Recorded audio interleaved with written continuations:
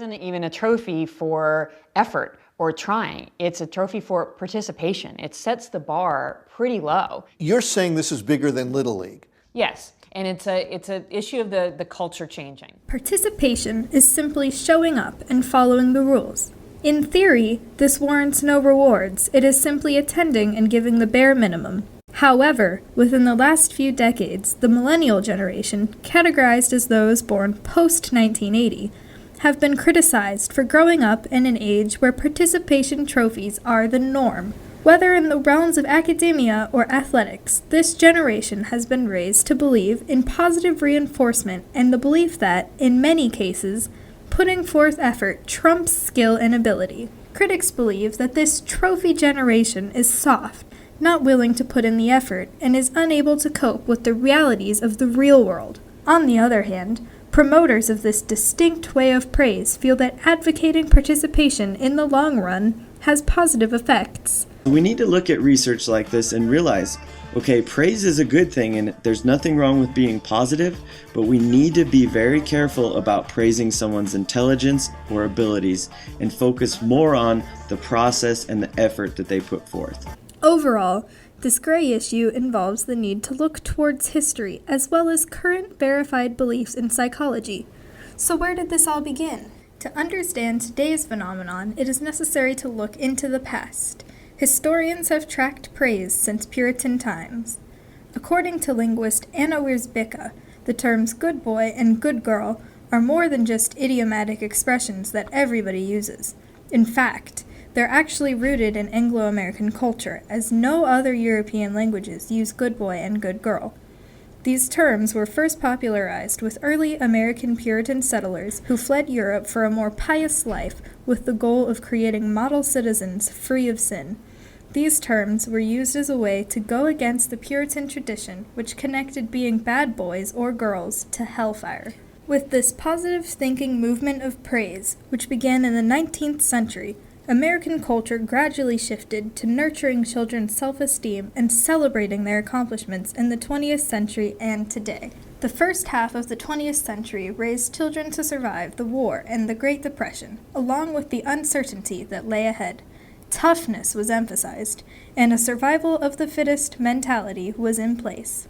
Psychology had not yet solidly researched motivation. Operant conditioning was in its early stages of development, and corporal punishment was the norm. Slowly but surely, as America's economy rebounded after the Second World War and a higher emphasis was placed on education, the way in which praise was given began to change. A shift from criticism happened in response to new psychological theories. Positive encouragement, such as, "You did really well," and "keep up the good work," quickly became the prevailing parenting method. Positivity, in many theories, leads to intrinsic motivation, which is the motivation that comes from within. Instilling these values at a young age inspires a greater work ethic, which is where participation praise comes in.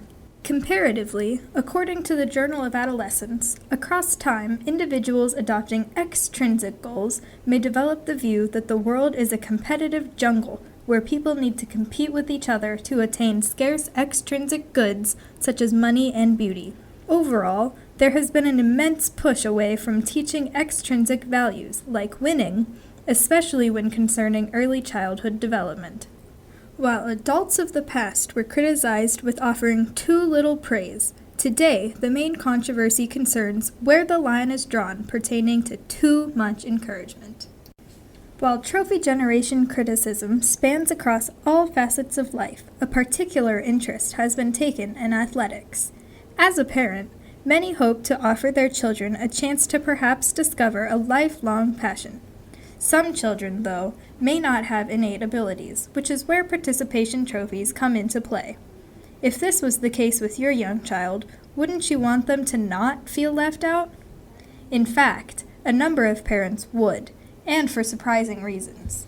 In August of 2015, ESPN reported that James Harrison of the Pittsburgh Steelers returned his children's participation trophies. Pittsburgh Steelers linebacker James Harrison teaching his two sons that real life is about hard work. He returned the kids' so-called participation trophies. Harrison writing this about them. I am very proud of my boys for everything they do and will encourage them till the day I die. These trophies will be given back until they earn a real trophy. I'm not sorry for believing that everything in life should be earned. While many people agreed with Harrison's choice, many others disagreed as well. Harrison's bold opinion brought much attention to the ethics of these types of trophies.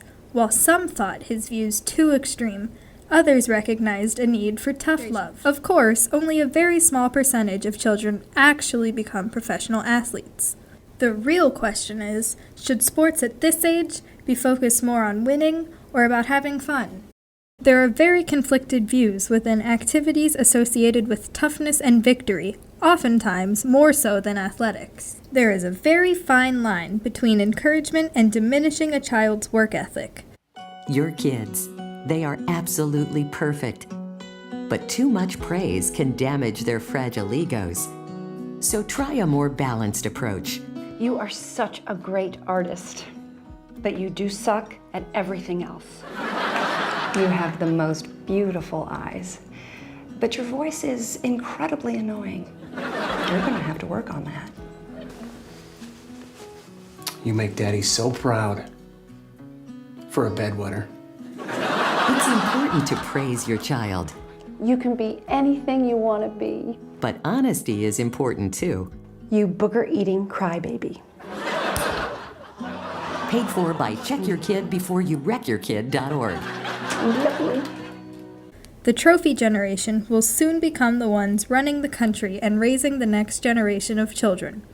The whole country could be affected by a possible lack of resilience and lowered work ethic when the time comes to put the future of America on the trophy generation's shoulders. Going forward, Americans need to be aware of how impactful praise is when concerning children's futures.